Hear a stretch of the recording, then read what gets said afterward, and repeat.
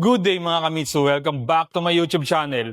Muli ito po ang inyong lingkod na si Daryl James Foronda, your sales executive here at Mitsubishi Picabad Santos, Tondo, Manila. For today's video mga kamitsu, isi-share ko sa inyo yung ating full review ng ating Montero GLX Manual Transmission 2026. Jet Black mica nga pala ang available ngayon dito sa kasa. Ano-ano nga bang nabago pagdating sa specs and features ng unit na ito? Magkano ang SRP nito ngayon, down payment and even freebies na maaari mong makuha just in case sa akin kayo mag-a-avail. Sulit nga ba ang 1.5 million para sa isang SUV na katulad nito? So without further ado, let's get jump into it.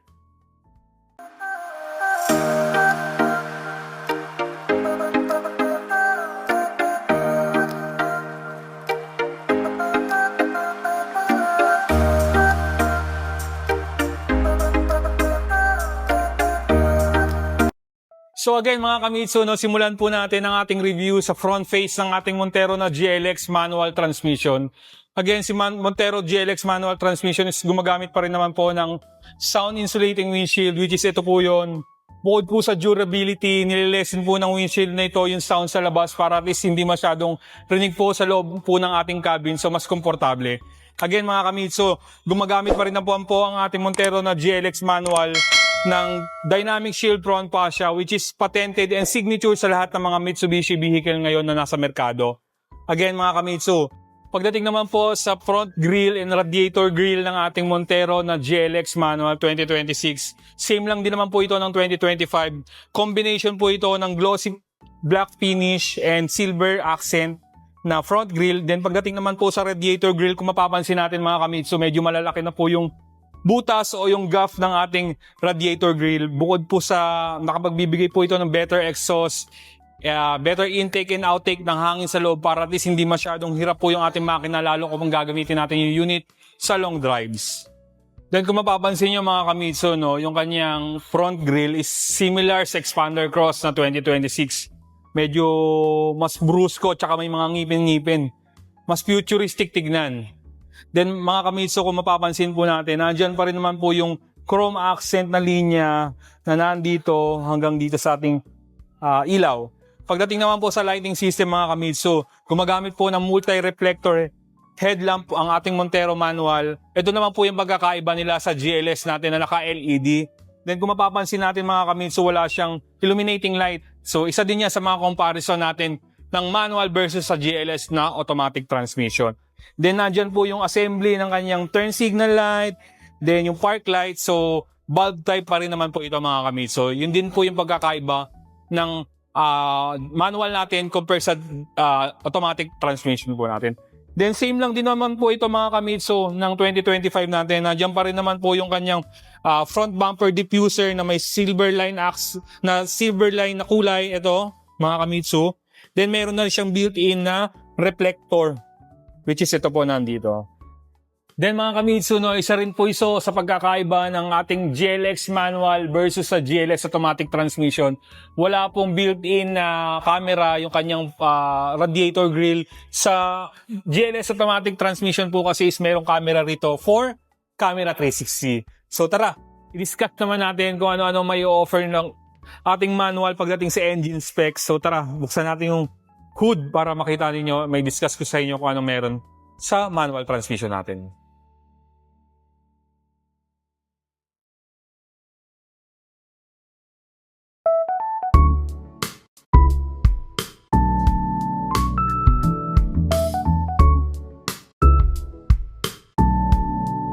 Then simulan natin mga kamitsu, ang ating Montero na GLX manual transmission is equipped ng 4 and 15 2.4 liter turbocharged direct injection diesel with Maybach technology. So Maybach technology, it means Mitsubishi Innovative Valve Electronic Control System. So it gives more power, fuel efficient, and less emission. Then pagdating naman po sa displacement mga kamitsu, ang ating Montero manual is merong 2,442 cubic centimeter na displacement. Then yung kanyang compress ratio is 15.5. Then meron po ito maximum power na 181 PS at 3,500 RPM. Then meron po itong maximum torque na 430 Newton meter at 2,500 RPM. Then again mga kamitsu, 6-speed manual transmission po ang ating Montero Manual 2026. Idea lang mga kamitsu, ang ating Montero Manual Transmission is merong fuel consumption na around 8 to 11.25 km per liter kapag city driving. Kapag highway naman po is 14 km per liter. So just imagine mga kamitsu kung gaano katipid pagdating sa fuel consumption ng ating Montero. Kung kanina mga kamitsu na pag-usapan natin yung front face ng ating Montero na GLX Manual 2026, nandito tayo ngayon sa side profile ng ating unit. Ano-ano nga bang may offer ng exterior nito ngayon versus sa last year? Simulan po natin. Again mga kamitsu, yung ating Montero na GLX Manual, same for lang din naman po sa 2025 natin. Meron po yung roof rail na silver accent na color. Nakatulad nito, same as yung sa 2025 po natin. Then meron din naman po itong chrome parts na silver line na mula rito sa dulo hanggang sa pinaka side mirror natin mga kamitsu, na nakapagbibigay ng elegante at mas social tignan yung unit natin. Again mga kamitsu, equipped pa rin naman po ng retractable side mirror with turn signal light na naka-integrated. So kapag in-unlock at saka lock natin yung ating unit, automatic magfo-fold yung ating side mirror. Same lang din naman sa last year po natin. Then again mga kamitsu, equipped din po ito ng keyless entry using yung pinaka-key fob natin. Basta hawak po natin to, pag pinindot natin yung unlock, automatically mabubuksan natin yung unit tulad nito. Then same as 2025, meron pa rin naman po itong step board. Basta SUV type, automatically may built-in ng step board yan, which is ito mga kamitsu. Then I think mga kamitsu, isa po ito sa mga deciding factor kung bakit mas pinipili ng ibang kliyente ang Montero versus sa ibang SUV na meron ngayon sa merkado, because of yung ride-in comfort natin mga kamitsu. Pagdating naman po sa suspension ng ating Montero GLX manual transmission mga kamitsu, yung kanyang front suspension is gumagamit ng independent double wishbone with coil spring stabilizer bar sa harap, while sa pinakalikod naman natin is multi-link with coil spring and stabilizer bar. So makakasigurado po tayong mas malambot ang suspension nito at mas komportable gamitin versus sa ibang SUV na meron ngayon sa mga merkado. Again mga kamitsu, isa po ito sa edge ng Montero natin compare sa ibang SUV. Yung kanyang ground clearance mga kamitsu, meron po ito kabuuang sukat na 218mm. Makakasigurado po tayo na hindi aabuti ng baha kapag in case na sinuong po natin siya sa tubig. Again mga kamitsu, sobrang taas ang kanyang ground clearance. Then pagdating naman po sa braking system ng ating Montero na GLX manual transmission mga kamitsu, ang ating Montero manual transmission is equipped ng dual ventilated disc brake sa harap at likod, na equipped ng ABS o anti-lock braking system, EBD o electronic brake distribution, hill start assist, active stability control with traction control at the same time. Then in terms of tires and wheel ng ating Montero na GLX manual transmission, again mga kamitsu, equipped po ito ng 265/60 R18 na radial tubeless. At the same time, 18-inch na rin po na monotone yung kanyang mugs. Again mga kamitsu, since sa akin kayo mag-a-avail, i-upgrade natin to into Black Series look. Paiitiman po natin yung 4 na mugs ninyo or GT looks na 2-tone. So nasa sa inyo kung anong gusto nyong i-avail sa akin mga kamitsu. Again mga kamitsu, kung kanina na pag-usapan natin yung side profile and even yung front face ng ating Montero manual, ngayon nandito naman po tayo sa back profile ng ating Montero. So again mga kamitsu, same as 2025, gumagamit pa rin naman po yung ating 2026 ng fin type antenna. Then again mga kamitsu, wala po itong spoiler, pero since sa akin kayo mag-a-avail, i-upgrade natin, palalagyan po natin ng GT spoiler yung inyong unit. So same as 2025 mga kamitsu, naka-LED na rin po yung kanyang tail light. But yung kanyang turn signal light is bulb type pa rin po mga kamitsu, Yun din po yung pagkakaiba ng GLS automatic transmission versus sa GLX manual natin mga kamitsu, Same as 2025, manual tailgate pa rin po yung ating manual transmission na Montero. So kailangan lang natin ng pinaka key fob o yung kanyang remote. So i-unlock po natin. Tapos i-press natin yung pinaka button dito sa likod. So mabubuksan natin yung tailgate. So, manual tailgate pa rin po tayo mga kamitsu. Pagdating naman po sa trunk lid ng ating Montero na GLX manual mga kamitsu, same as 2025, naka-chrome accent pa rin naman po ito. Pero since sa akin kayo mag-a-avail, i-upgrade natin into black para at least mag-complement sa Black Series natin mga kamitsu. Again, mga Kamitsu, meron na rin po itong reverse camera na naka-built-in mismo sa unit. So, hindi na natin kailangan pampalagyan ng reverse camera. Then, pagdating naman po sa rear bumper ng ating Montero 2026, same pa rin naman po ng 2025. Meron po itong diffuser na silver po yung kulay. Pero since sa akin kayo mag-avail, i-upgrade din natin yan into black para mag-complement nga po sa black series natin. Then, meron na rin po siyang built-in na reflector sa kanyang rear bumper, same as 2025. So, yun ang lahat meron sa ating 2026 na Montero. So, madako naman tayo sa interior ng ating unit. So, yun na nga mga Kamitsu, no, napag-usapan natin kaganina yung kanyang exterior. So, pag-usapan naman natin ngayon yung interior ng unit. Tara, pasok tayo sa loob ng ating Montero GLX manual. Tara, pasok tayo. Simulan po natin dito sa driver panel o sa driver side. So, again mga Kamitsu, no, kung mapapansin nyo, naka-chrome pa rin naman po yung ating mga door handles. Same as 2025. So, tara, pasukin natin yung loob. So, again, mga Kamitsu, ito yung unang-una natin makikita sa pintuan ng ating driver side. So, again, since GLX manual po ito, hindi pa po naka-leather po yung kanyang side panels katulad nito. Hindi katulad dun sa GLS automatic natin, naka-soft pad leather. So, although naka-soft pad naman po ito, pero hindi leather yung finish. Then, meron siyang grip o handle dito. Tapos, dyan nakalagay yung kaniyang controllers for Windows. So, automatic po siya. Tapos, yung kanyang lock para sa window para hindi mabuksan. Then, meron din po siyang individual lock ng pinto. Although, meron siyang central door lock, which is ito, yung kanyang controller. So, kapag pinindot natin, automatically magsasara lahat ng pinto. Pero, ang makagandaan lang po dito sa ating Montero na GLX manual, equip po ito ng na auto door lock. So, kapag tumatakbo tayo ng 20 kph, automatic maglalak lahat ng pinto niya. Or safety features na rin mga Kamitsu. Diyan din nyo din makikita yung kanyang mga cup holders or bottle cup. Yan, lagayan ng mga bote. Then, kanyang speakers. Bawat pinto may speakers, passenger, second row, tsaka dito sa driver's side. Then, equipped na din po yan ng automatic side mirror adjust. So, pagka i-adjust natin siya kaliwat kanan. So, ito yung joystick niya. Then, auto fold para mag-fold yung mga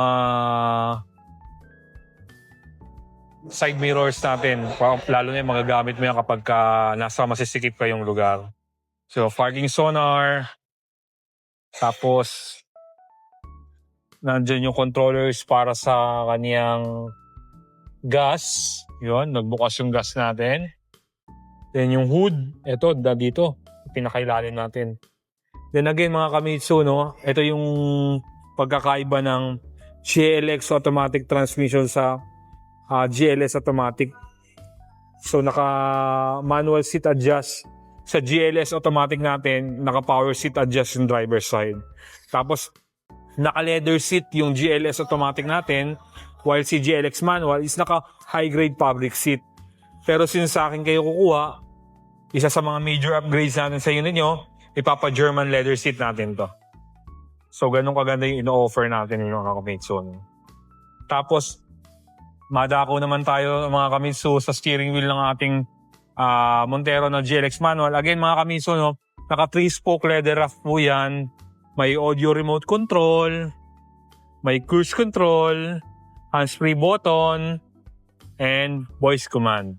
So, napaka-elegante tignan yung kanyang steering wheel, same as mga expanders natin. Then, nandyan yung controller para sa ilaw. Then yung kanyang wiper. Tapos, tilt and telescopic na po yung kanyang steering wheel adjust na i-adjust siya, tilt and telescopic. Nandito yung kanyang pang-adjust. So, nasa sa inyo, nasa preference niyo kung ano yung mas ideal sa inyo. Kung gusto niyo mas malapit sa inyo yung manubela or mas malayo. Para taas at baba, depende na po yun sa inyo. So, pasok naman tayo sa second row.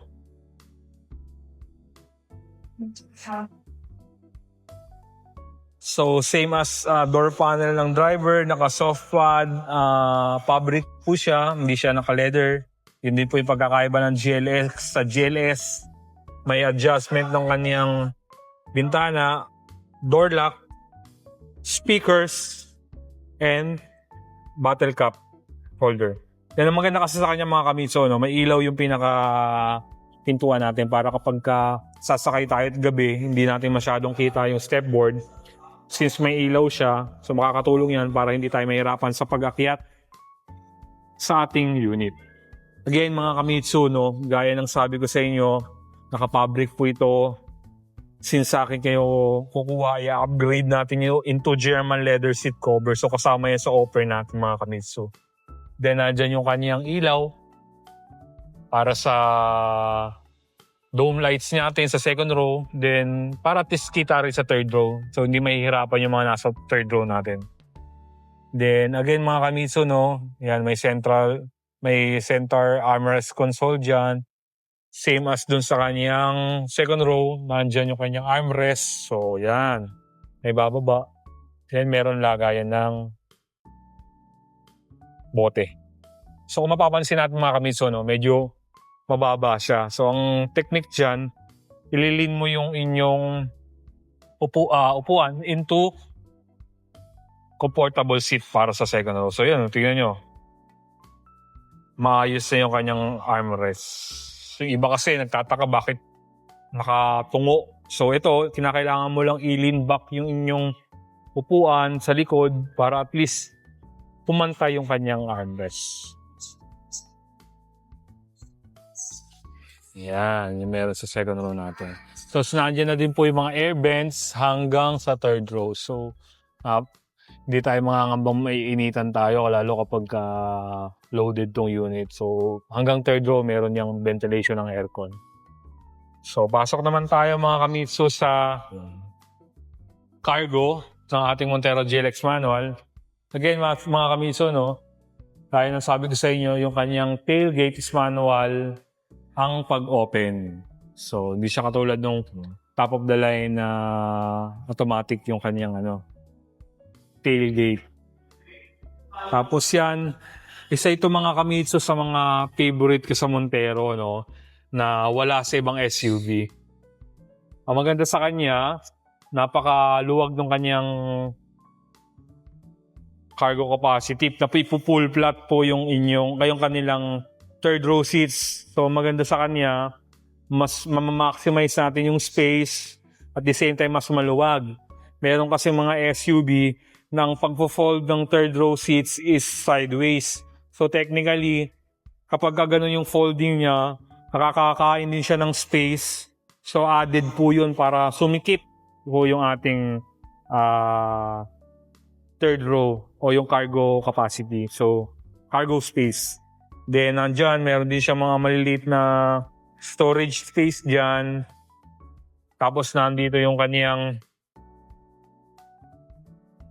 jack at saka tools.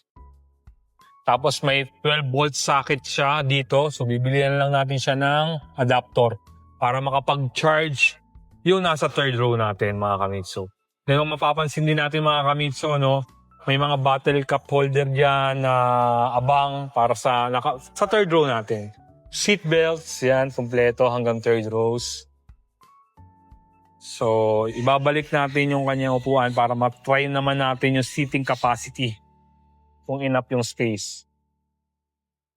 Balik natin mga kapos.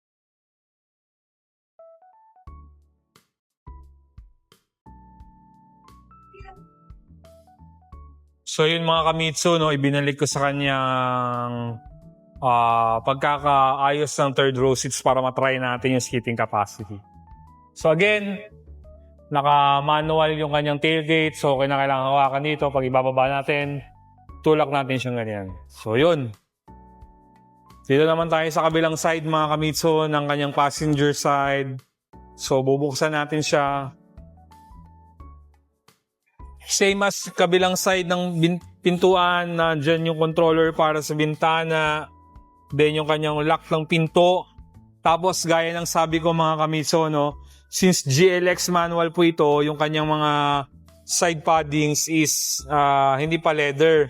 Although naka soft pad po siya, pero hindi leather yung finish.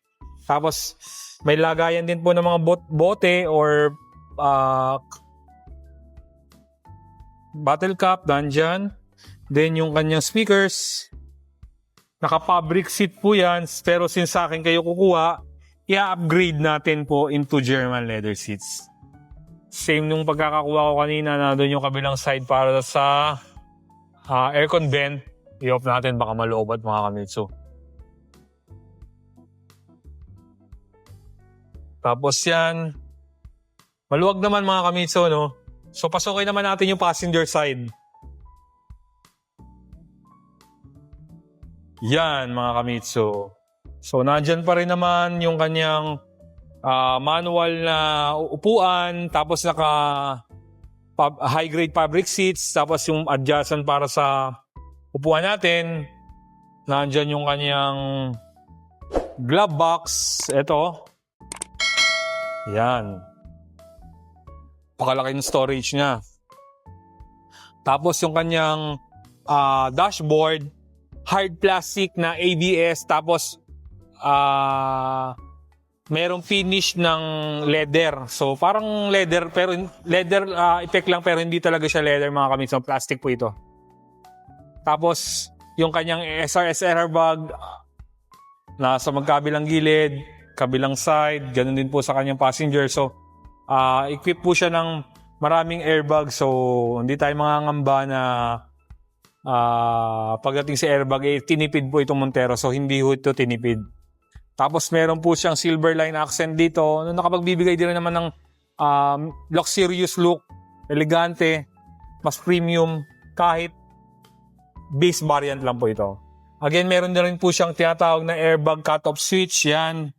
So, ang purpose niyan kapag may mga elder or toddler na nakaupo sa unahan, kapag nag-deploy kasi ang airbag, automatically, lalo kapag matatanda at baka bata na i-injure doon sa pag-deploy ng airbag. So, kapag in-off natin siya, so may function siya na mag-off yung kanyang airbag para at least hindi magde-deploy. So, option nyo po yun mga kamitsu, no? Nasa sa inyo po. Tapos, andyan yung tweeter sa speaker. Andyan yung controller para sa lock ng pinto and bintana.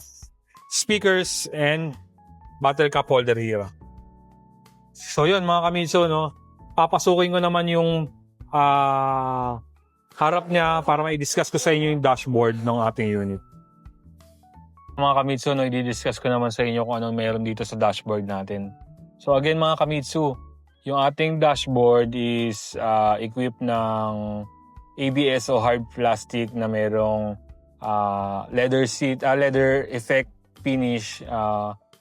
Pero hard plastic pa rin po yan mga kamitsu, no? Then equipped po siya ng 7-inch na infotainment system, touchscreen, then equipped ng Smart Link Display Audio o SDA with Apple CarPlay and Android Auto na wireless. So yun po yung meron sa head unit natin. Then equipped na din po yan ng radio, so pwede siya for USB, Bluetooth, and radio. Tapos nandiyan yung kanyang air vent o air condition na controller, which is meron siyang small LCD display dito para at least makita natin yung kanyang settings depende sa gagawin natin dito sa unit. Then nandiyan yung kanyang temperature, fan speed controller, yung kanyang exhaust mode, tapos yung kanyang front defogger, then auto climate control, AC, tapos rear defogger, tapos off para mag-off yung system natin, then yung kanyang hazard, then meron siyang controller para sa aircon sa likod, yung rear aircon controller natin, USB, then 12-volt socket. Then again mga kamitsu, no, equip po siya ng 6-speed manual transmission. So sa mga mahilig dyan sa manual, mas may isasuggest ko sa inyo ito, mag-upgrade na kayo into Montero instead of buying MPVs. Gusto niyo na mas satisfy kayo, mag-SUV Montero kayo. Then naka manual po yung kanyang handbrake. Ito rin po yung pagkakaiba ng GLS automatic sa GLX manual, which is yung GLS automatic is naka electronic parking brake tsaka brake auto hold na. Tapos may bottle cap holder dito sa pinakagitna.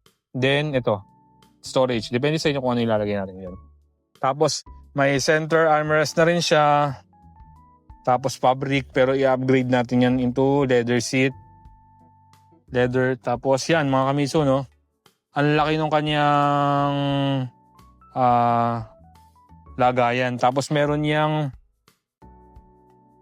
controller o 12 volt socket sa pinaka natin, armrest. Sa loob. Ayan mga kamiso, yung 12 volts.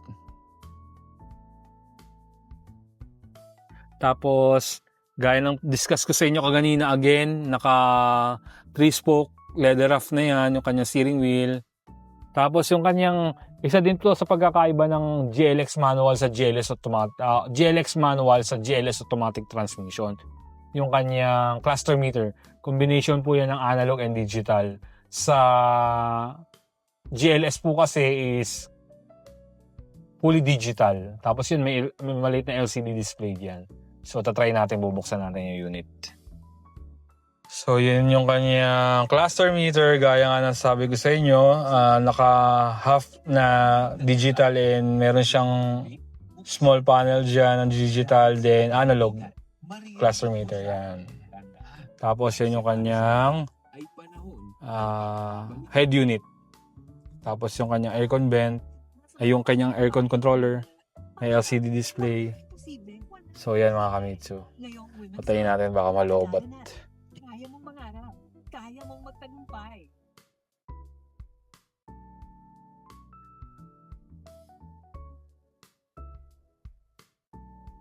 So pasukin naman natin yung kaniyang second row and third row. Check natin yung seating capacity kung enough ba yung space sa katulad ko na 5'8 yung height. Kung maluwag pa rin ba, tara, labas tayo. So yun na mga kamitsu, no? Ito-try naman natin yung seating capacity ng second row kung enough ba yung space sa katulad ko na 5'8 yung height. So tara, pasok tayo, try natin.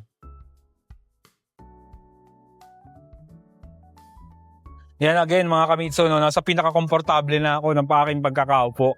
So same as ibang SUV, maluwag pa rin. Meron pa rin pong halos kalahating dangkal o isang dangkal ang pagitan ng aking tuhod at saka yung kanyang passenger seat, tapos yung kanyang headroom. So, maluwag pa rin mga kamitsu. So, sobrang luwag. 3 adults, kasyang-kasya dito sa second row natin. So, ngayon naman, itatry natin yung third row. Kung maganda pa rin ba yung seating capacity or enough pa rin ba yung space para dun sa ating third row. Try natin.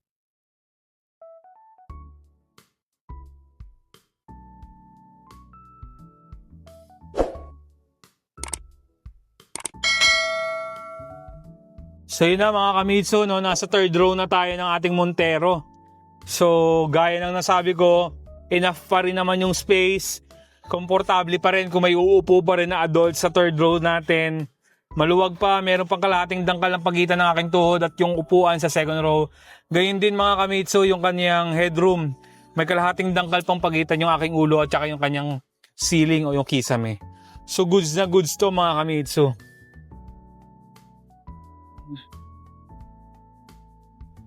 So yun na nga mga kamitsu, no, natunghayan nyo na yung ating in-depth review ng ating Montero na GLX Manual Transmission 2026. So sa video ito, i-discuss naman natin kung ano-ano yung mga ongoing promo nito ngayon pagdating sa SRP, down payment, and even monthly amortization. I-discuss po natin yan isa-isa. Then again mga kamitsu, no, ang ating Montero GLX Manual Transmission is merong SRP na 1,568,000 na merong all-in down payment na 0 down payment. So tama kayo nung narinig mga kamitsu, no? 0 down payment. Then meron po itong monthly amortization na 30,836 pesos. So ganun kababa. Hindi na 32,000 mga kamitsu ang monthly nito, no? Nasa 30,000 na lamang po. Then pagka-cash transaction naman mga kamitsu, meron po itong discount na 265,000 pesos. So tama kayo nung narinig mga kamitsu. Ang laki na ng discount natin. 265,000, nasa 1.2 million na lang po ang magiging presyo nito sa cash transaction. So, nasa exciting part na tayo ng video ito. Ano-ano nga may mga freebies na ating ino-offer kapag sa akin kayo mag-a-avail. So, check natin yan mga kamitsu. So, simulan natin mga kamitsu sa standard freebies. medyo marami kaya may kodigo tayo. Again, makakakuha po kayo ng Mitsubishi Mating 3M emergency warning device, 1 year comprehensive insurance, 3 years TPL, then 3 years LTO registration, PMS Plus from 1,000 km up to 20,000 km. Free po yung labor at saka oil filter, oil lang po yung babayaran natin. Then, factory rust proofing shuttle mortgage at the same time yung pinaka-latest promo natin, 6 years warranty po yung in-offer natin. From 5 years, in-extend natin into 6 years.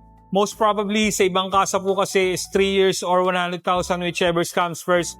So sa amin 6 years tapos unlimited mileage. Basta pasok kayo sa warranty na 6 years automatic kahit anong milyahe na sasakyan natin, is pasok kayo sa warranty. So nasa exciting part na tayo ng video ito. Ano yung mga special offer na binibigay natin if in case sa akin kayo mag-avail. Nagbibigay po tayo ng Thailand Rain Visor Montero Hood Emblem. Kapag hindi Black Series po yung i-avail nyo sa akin, ipapa-two-tone po natin yung mags niya. Pero kapag Black Series, ipapa-Black Series natin lahat ng part na diniscuss ko sa inyo kaganina.